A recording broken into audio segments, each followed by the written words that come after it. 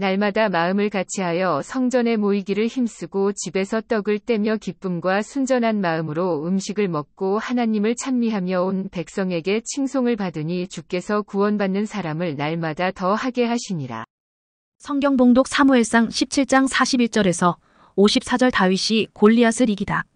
블레셋 사람이 방패든 사람을 앞세우고 다윗에게로 점점 가까이 나아가니라. 그 블레셋 사람이 둘러보다가 다윗을 보고 업신여기니 이는 그가 젊고 붉고 용모가 아름다움이라.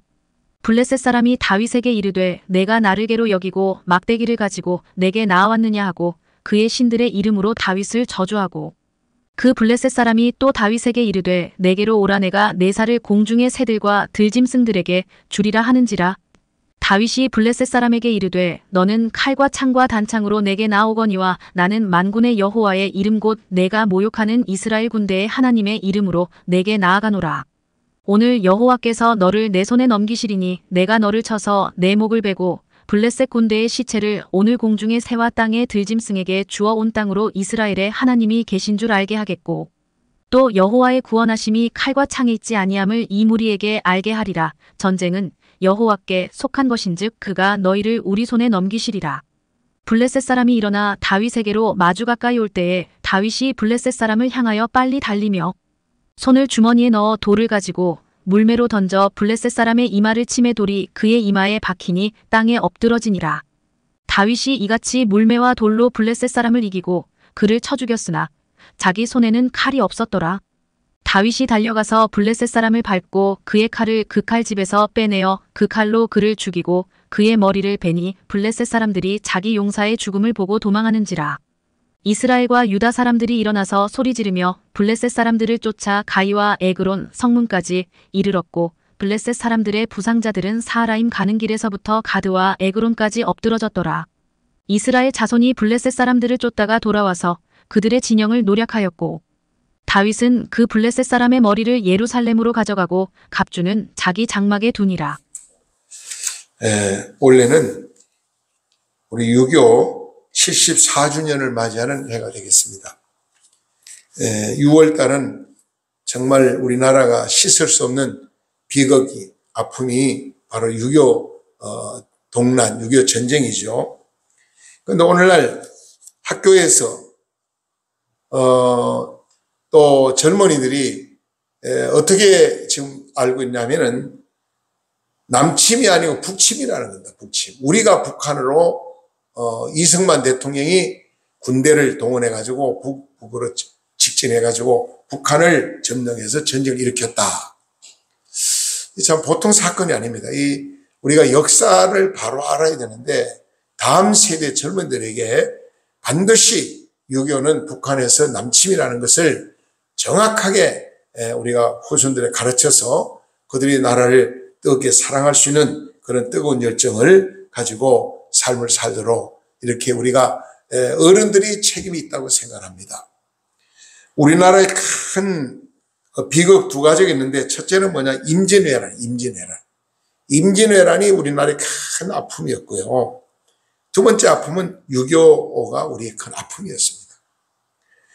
1950년 6월 25일 새벽 4시에 북한에서 강력한 훈련, 특공대 훈련을 받은 군인들이, 우리나라는 아무런 전쟁 준비도 안 하고 무기도 없고 전혀 전쟁할 준비가 되어 있지 않는데 북한은 그동안 철저한 강력 훈련을 시켜서 특공대를 만들어가지고 이제 소련에서 지원해준 탱크를 지원받고 그리고 무기를 지원받고 그렇게 해서 남침을 했죠. 그날도 주일날인데 전혀 우리는 상상도 못했어요. 여러분 오늘 상상도 못했게 우리는 북한에서 남침할 줄 알았으면 우리도 나름대로 무기를 준비하고 강력한 훈련을 받았겠죠. 아무런 준비 없이 있다가 갑자기 당한 거죠. 마치 오늘 본문 성경 이 말씀도 똑같은 내용입니다. 오늘날 갑자기 이스라엘 백성들이 큰 공지에 몰리게 됐어요. 갑자기 전쟁이 일어났는데 이 블레셋이라는 나라에서 어마어마한 거인 장군을 앞세워가지고 외칩니다. 뭐라고 했지냐? 나하고 싸워서 이길 자 있어 나오란 얘기. 그러니까 이스라엘 군대가요, 아무런 준비도 하지 못하고 있다가 당하는 거예요. 그러니까 그 골리앗 장군 음성만 들어도 막 벌벌 떨고, 이 키가 큰 거인이니까 그 모습만 보고도 막 그냥 벌벌 쌀려, 세상 말로 오줌을 쌀 정도로 두려움에 빠졌다는 거죠. 한 사람도 나가 싸울 자가 없어요. 우리나라는 그래도 나가 싸웠잖아요. 학도병이 나가 싸우고 많은 또 군대가 나가 싸웠는데, 근데 이스라엘 군대는 다 도망갈 정도입니다. 두려움에 빠져 있습니다. 완전히 지금 블레셋한테 당할 수밖에 없는 상황입니다. 근데 가만히 기도하는 다윗이 보니까 이게 참 말이 아니거든요. 이스라엘이 망하게 생겼잖아요. 그러니까 다윗이 내가 나가서 저놈을 때려잡아야 되겠다. 이 뭐 인간적으로 생각하면 상상도 안 되는 거 아닙니까? 골리앗은 어린아이고, 골리앗은 거의 거인이고 다윗은 어린아이인데 뭔 힘이 있겠어요? 전쟁 준비하는 것도 없고 무기도 없고 아무것도 없어요. 그래서 무기라면 양칠 때 물맷돌, 돌멩이 이렇게 물맷돌 넣어가지고 일이나 뭐 사자 이런 곰이 나타나면 물맷돌을 탁 들어가 던지면은 이제 일이나 뭐 늑대나 호랑이나 이미 왔다가 도망을 하는 거죠. 그렇게 양을 지키던 목동 다윗이 전쟁에 나가야겠다는, 골리앗을 때려잡겠다는 거예요. 그래서 왕을 찾아가서, 왕이요, 그 당시에 사울 왕이죠. 사울 왕. 아무도 전쟁에 나갈 적 없는데 다 도망가는데 제가 가서 싸워서 저 골리앗을 때려잡겠습니다. 그러니까 그 왕이 세상을 가짜처럼 우습잖아요. 응? 아니, 그 훈련된 군인도 다 도망가는 판인데 훈련도 안 되고 아무것도 모르는 어린아이가 나가 싸우겠다 그러니까 너는 안 된다. 집에 가서 형님들이나 도와라. 그러니까 아닙니다. 제가 나가 싸우겠습니다. 하도 왕을 조르니까 그러면 나가 싸워봐라. 그 이제 군복을 주는 겁니다. 이 갑옷이죠. 옛날 갑옷 군복을 주니까 갑옷이 어른이 입는 건데 어린아이가 맞아요? 그것도 던져버리고, 창을 주는데 창도 어른이 쓴 창이 얼마큼, 이것도 안 되는 거래 다 던져버리고, 방패도 주는데 이것도 안 돼 다 던져버리고, 그걸 맨몸으로 나갑니다. 막대기 하나 들고 아자랑 걸어서 골리앗을 나가니까 골리앗이 외치면, 야! 이스라엘은 싸울 장수가 없느냐? 네가 나를 오늘 개로 취급하느냐? 막대기 들고 나한테 오게 했니? 오늘 너 목을 쳐가지고 공중에 새 밥이 되게 하겠다 하고 막 골리앗이 소리 지르는 거예요. 그러거나 말거나 다윗이 담대하게 믿어 나갑니다. 딱 나왔으니 골리앗을 딱 쳐다보고 하는 말이, 너는 창과 칼을 의자고 왔지만 한마디로 오늘 말하면, 북한을 말하면 미사일과 핵을 가지고 남한을 위협합니다. 이제 블레셋 군대는 창과 칼과 강력한 무기를 가지고 이스라엘 점령하는, 다윗은 아무것도 없어요. 너는 칼과 창과 무기를 가지고 왔지만 나는 만군의 여호와 하나님의 이름으로 나가 너의 목을 자르겠다는 외치고, 너 목을 잘라가지고 저 공중에 새 밥이 되게 하겠다 하니까, 골리앗이 얼마나 웃었겠어요. 그랬더니 뭘 하나 꺼내디만, 주머니 돌을 하나 꺼내가지고 물맷돌 나가에 이 악돌이 탁 던졌는데, 이 말이죠, 골리앗 이마 제통으로 그냥 뒤로 딱 떨어진 거예요. 그 돌멩이가 막 미사일이 된 겁니다, 그냥. 그래가지고 놀래가지고 그냥 나가 떨어져 버렸어요. 그때 그냥 골리앗이 올라가서, 골리앗 칼도 없고 아무도 없잖아요. 골리앗이 올라가서 다윗이 올라가서 골리앗을 짓밟고 칼을 빼가지고 골리앗의 목을 쳐 잘라버린 거예요. 그러면 그 목을 자른 걸 들고 내려와가지고 하나님께 영광을 돌려. 골리앗이 하나 나가 떨어지니까요, 이 블레셋 군대는 겁이 나서 다 도망가 저질이 싸우고 야단난 거예요. 오늘 6.25 전쟁이 그렇습니다. 인간적으로 보면요, 6.25 전쟁 우리나라는 이길 수 없는 환경이었어요. 군대 숫자도 그렇고 무기도 그렇고 정신력도 그렇고 아무것도 안 됩니다. 그 당시는 우리나라는 가난했고 북한은 부유했거든요. 우리나라보다 한 20배 잘 살았다고 그래요, 북한이. 그 당시는. 심지어 북한에서 쌀을 북한으로 주고, 북한에서 전기도 북한으로 줬어요. 그 당시 6.25 당시만 해도. 일제시대 수풍 그 큰 댐을 만들어서 전기를 발전해가지고 막 그냥, 일본이 한국에는 남한에 농사만 짓게 만들고 북한 땅에는 공장을 많이 세웠다는 거예요. 그래가지고 공업이 발달하니까 북한은 경제가 좀 잘 돌아갔다고 합니다. 그러니까 그들은 철저하게 준비를 해가지고 점령에 들어왔죠. 그런데 우리나라가 이제 몇 년도 세워졌습니까?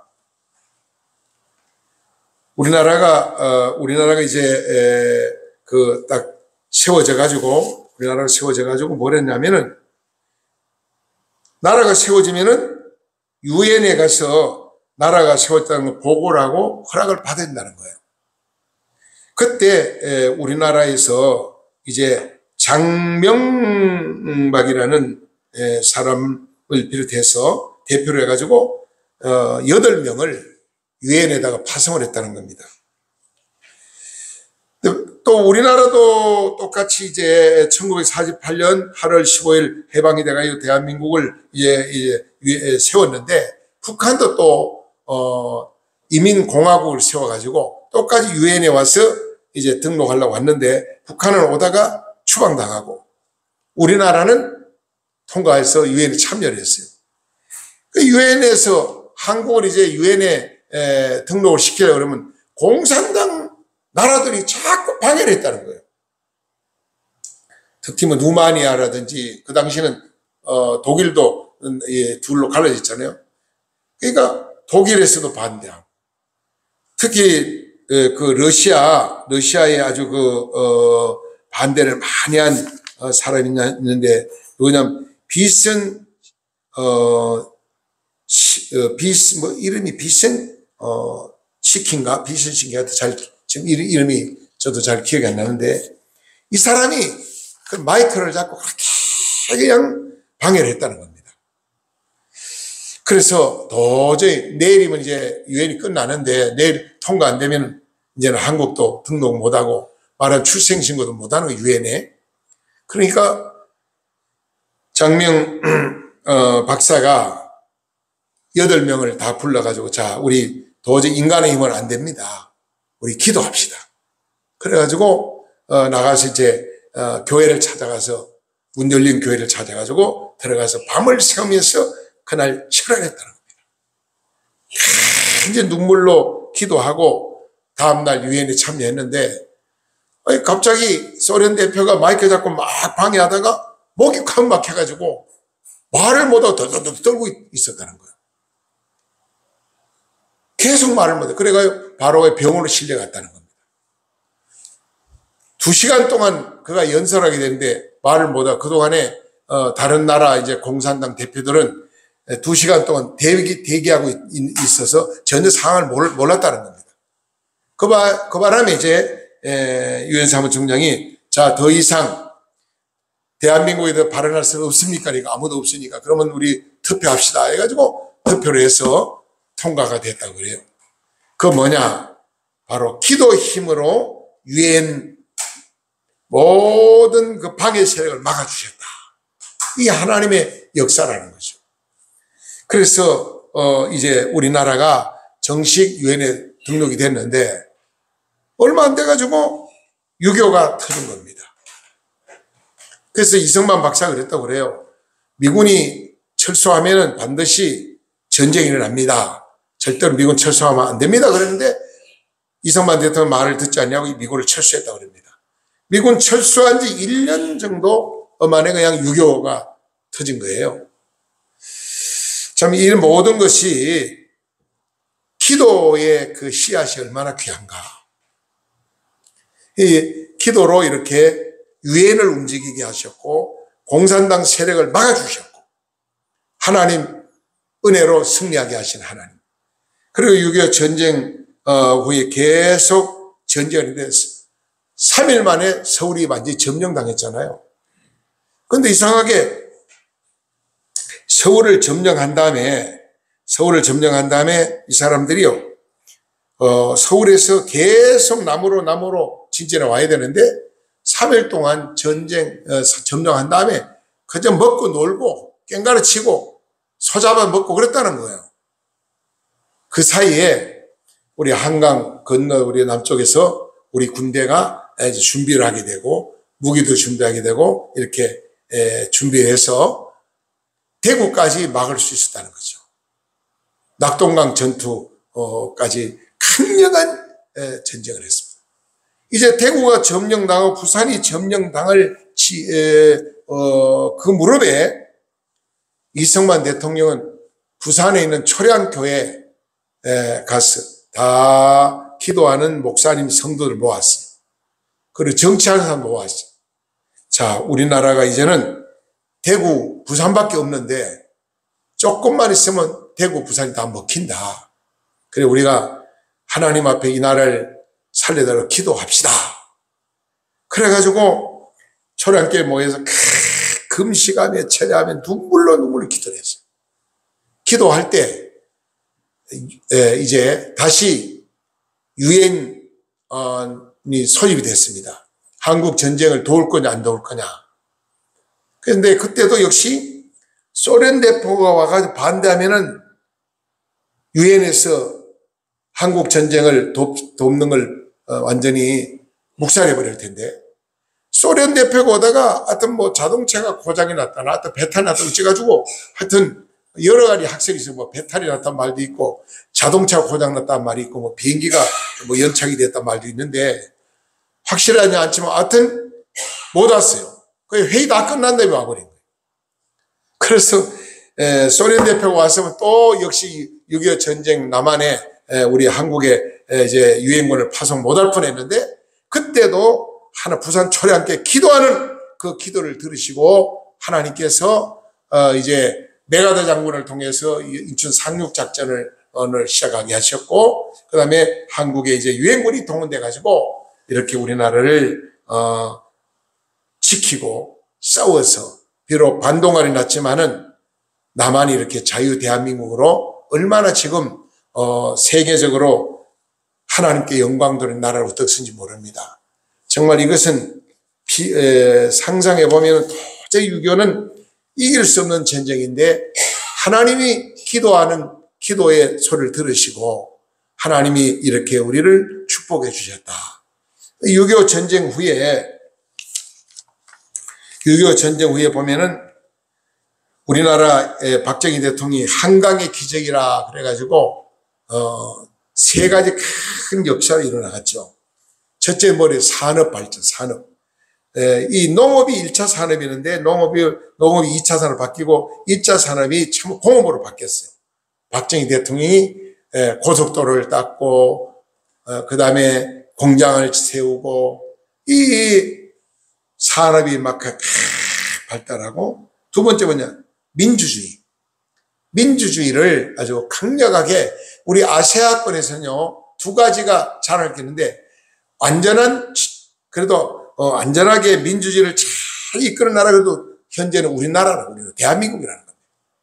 그리고 하나는 아시아권뿐 아니라 세계적으로 가장 교회가 많이 세워지고 기도하는 사람이 많은 나라가 바로 우리나라라는 거예요. 대한민국.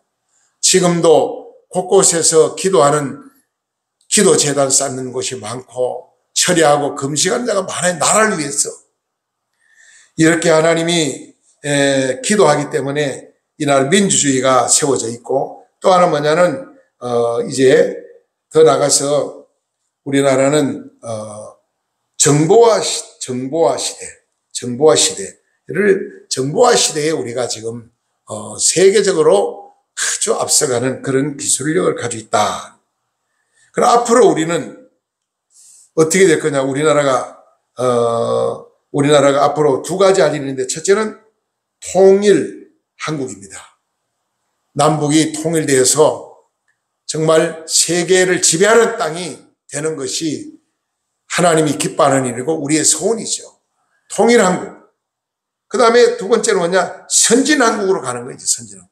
우리가 남북이 통일이 되면은 남한에 있는 모든 기업인들이 뭐 북한에 가서 공장들을 세우고 북한에 있는 인력을 동원해가지고 싼 노동력으로 이제 생산을 많이 하면은 중국에서 만들어지는 모든 공산품이 못 따라간다는 겁니다. 이거 우리나라 지금 앞으로 큰 계획입니다. 앞으로 그렇게 하려고 준비하고 있어요. 우리나라는 뭐냐? 상당히 앞으로도 비전이 있는 나라라는 거죠.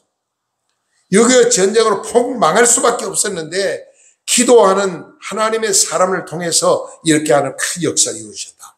이스라엘도 완전히 골리앗 장군 때문에 망할 수밖에, 블레셋에 망할 수밖에 없었는데 어린 다윗 한 사람이 기도하고 나갈 때 나라를 구하고 나라를 회복하는 역사를 일어난 것처럼 우리나라도 기도하는 사람 한 사람을, 믿음의 사람을 통해서 하나님 이 민족을 하나님이 회복시킨다는 것을 우리가 기억하면서 하나님께 늘 감사하며 나가야 된다고 생각합니다. 저와 여러분들은 늘 비전을 가지세요. 우리나라는 이제 망할 것이다. 공산화될 것이다. 너무나 답답하다. 여러분 우리 그런 생각 얼마나 많이 합니까? 그걸 걱정하지 말고 우리가 항상 다윗 같은 그런 믿음의 사람, 기도하는 사람 돼가지고 어떤 악의 세력도 두려워하지 말고 우리는 믿음으로 이길 수 있다. 북한 땅을 점령할 수 있다. 이런 믿음을 가지고 나갈 때 북한이 아무리 장난쳐도요. 하나님 지금까지 우리나라 보세요. 얼마나 시련이 많았습니까? 그동안 뭐 깜짝깜 놀랄 시련이 많았고 위험한 위기에 있었지만 그때그때만 하나님 우리를 지켜 보호해 주셔서 지금까지 이렇게 하나님의 은혜로 살게 된 나라가 됐죠. 얼마나 감사합니까? 네. 그래서 우리는 하나님 앞에서 정말 이 나라의 전쟁의 아픔을 다시 한번 우리 되새겨 보면서 우리나라의 진정한 평화의 땅이 되기 위해서 기도하고 계속해서 하나님께 영광을 돌리는 삶을 살린다는 거죠. 여러분 우리나라의 6.25 전쟁 때요 실종자들 그다음에 그 실종한 자들이 얼마나 많냐면 15만 명이 넘는 15만 4천 정확하게 15만 4,881명이라고 합니다. 6.25 전쟁을 통해 실종한 자들이. 그 외에도 16개국 유엔이 16개국 군대들이 와가지고요. 이 나라를 위해서 생명을 바쳐 싸웠는데 이 나라에서 그 당시 6.25 때 정말 학살당한 자가요 37만 4천 명이고 부상자가 23만 명이 넘는다고 합니다. 그리고 남편을 잃은 가족들, 미망인들, 부모를 잃은 고아들 얼마나 땅을 치고 통곡할 일이었습니까? 정말 이런 아픔을 우리가 생각하면서 이 나라를 하나님이 지켜줄 걸 믿고 우리는 하나님 앞에 기도하면서 하나님 편에 서서 일을 해야 돼요. 언제나 하나님 편에 서서 일하는 자는 승리합니다.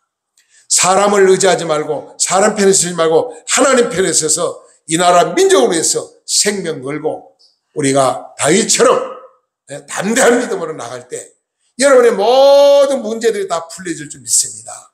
지금 여러분 위협하는 악의 세력이 있습니까? 고난이 있습니까? 답답한 문제가 있습니까? 어떤 법적인 문제가 있습니까? 이 모든 문제를 풀어줄 분이 살아계신 하나님이시다. 그럼 우리는 하나님 앞에 맡기고 기도하고 나갈 때 우리나라를 축복하시고 우리 가정을 축복하시고 또 우리 모든 한 사람 한 사람을 축복하셔서 이 잿더미 같은 유교로 말미암아 완전히 잿더미의 땅을 하나님이 이렇게 회복시켜서 세계 레벨 속에서 우리가 큰 소리치는 대한민국을 또 서게 한 것은 전적인 하나님의 은혜라는 것이죠. 모든 것이 하나님의 은혜 가운데 특별히 한 번은 낙동강 전투를 하는 중에 어떤 병사 하나가 아무런 무기도 없이 싸우다가 무기를 다 이제는 쓰고 없는데 앉아서 기도하고 있대, 기도하고. 근데 미군 장교를 봤다는 겁니다. 기도하고 있는데, 걔가 너 왜 기도하냐니까 하나님 우리나라를 도와달라고 기도한다. 우리나라가 지금 대구, 부산을 다 북한 공산당이 먹히게 생겼는데 하나님 막아달라고 기도하고, 그리고 싸우고 있다고. 그럼 언제까지 여기에서 싸울 것이니까 명령이 떨어질 때까지 싸울 겁니다. 그럼 명령이 없으면 그냥 끝까지 싸우다가 나는 죽을 겁니다. 나라를 위해서. 나라를 위해 기도하다가 나라를 싸우다가 나는 죽을 것입니다. 그러면서 하는 말이 우리나라를 좀 도와주세요. 뭘 도와줄까 물으니까 그 병사가 그러더니 무기를 도와줘. 무기. 우리는 무기가 없습니다. 일제시대 쓰던 뭐 그런 무기들밖에 없으니까 좀 신무기를 주셔서 저 공산당을 몰아낼 수 있도록 도와달라고. 그 장교가 그걸 보고, 야, 한국에 저런 젊은이, 기도하는 군대, 나라를 저렇게 사랑하는 열정 있는 젊은이가 있기 때문에 대한민국 희망이 있는 나라다. 그 미국 가서 한국을 도와야 된다고 계속 그렇게 외쳤다는 거예요. 오늘 하나님은 기도하는 사람을 들어 쓰십니다. 믿음의 사람을 하나님 들어 쓰십니다.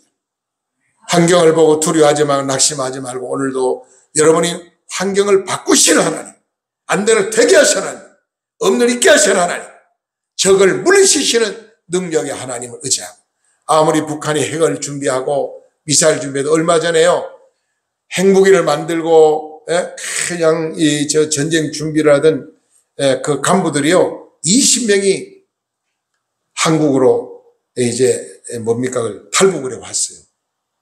그 간부 20명들. 또 그 다음에 북한의 정보원들이 철저히 하는 분이 또 15명이 외교관하고 정보의 아주 전문가들이 15명이 또 얼마 전에 우리 탈북에 왔어요. 왜 이런 분들이 자꾸 한국에 오겠습니까? 하나님이 준비하고 있는 거예요. 준비하고 있는 거예요. 앞으로 북한은 스스로 무너질 날이 반드시 올 겁니다. 북한의 지금 정말 큰 인물들이 탈북에서 와가지고 한국에 지금 있는 분들이 국회의원도 있고 지금 국회의원 하는 사람도 있고 뭐 여러 사람 있잖아요. 이게 하나님 다 준비하고 있는 준비하는 과정. 우리가 기도하기 때문에 북한에서 훌륭한 분들이 감동이 돼가지고 자꾸 우리나라로 탈북에 오는 거죠. 이건 하나님이 지금 3만 명이 넘는 탈북자가 있는데 이분들을 하나님 미리 보내신 것은 앞으로 하나하나 우리 이제 북한이 망하고 복음으로 통일될 것을 준비하는 과정이다. 그렇게 생각합니다. 우리는 이 정말 환경을 보면서 오늘 하나님이 일하고 계신다. 하나님 도우신다. 그런 믿음 가지고 하나님 앞에 나아가야 됩니다. 우리 그 이승만 대통령이요. 한성 감옥에서 20살 때 감옥에 갇혔었죠. 그때 감옥에서 이승만 대통령은요 전도를 받게 됐어요. 성경책을 누가 전해줘서 성경 읽다가 예수 만난 거예요. 은혜 받고 나니까 나라를 사랑하는 막 뜨거운 열정이 불이 붙었어요. 그 나라를 위해 기도하기 시작합니다. 그러면서 그가 책을 썼는데요. 무슨 책을 썼냐면은 아주 많은 사람들이 감동을 줄 수 있는 책을 썼는데 나라를 어떻게 하면 이 나라를 바로 세울 수 있을까? 민주주의의 나라, 어떻게 하면 민주주의 나라를 세울 수 있을까? 또 하나 어떻게 하면 기독교 입국론, 기독교 나라를 세울 수 있을까? 이 두 가지 내용을 가지고 기도하고 고민했다는 거예요. 진정한 민주주의, 꽃을 피워야 된다. 그리고 복음으로 이 나라를 세워서 지금 기독교 국가를 만들어야 된다. 하나님이 이승만이 대통령 되기 전에 청년 시절에 감옥에서 예수 만나가지고 기도하고 은혜를 받은 다음에 이렇게 민주주의를 꿈꾸고 기독교 국가를 꿈꾸고 그 아름다운 꿈이 열매를 나타났잖아요. 오늘 저와 여러분들도 좋은 꿈을 가지고 비전과 꿈을 가지고 하나님 앞에 기도하면서 나아가야 됩니다. 그럼 앞으로 우리 앞에 어떤 어려움과 고난이 있어도 하나님이 막아주시고 지켜주시고 함께 하셔서 북한이 뭐 골리앗처럼 그렇게 대단한 소리를 지른 것 같지만은 하나님이 한순간에 때려놓으면 끝나는 겁니다.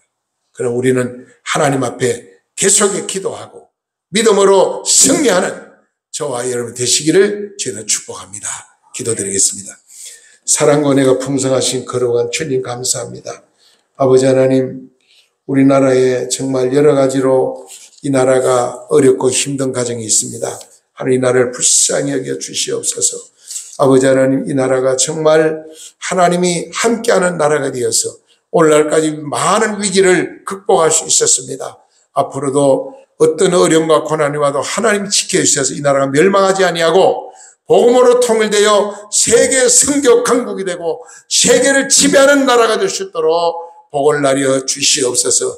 진정한 민주주의의 꽃을 피우는 나라가 되게 하시고 진정한 기독교 국가가 되게 하시고 하나님의 영광을 드러내시는 나라가 될 수 있도록 복을 나려 주시옵소서. 이 모든 말씀 예수님의 거룩하시는 받들어 감사하며 간절히 축복하며 기도드리옵나이다. 아멘.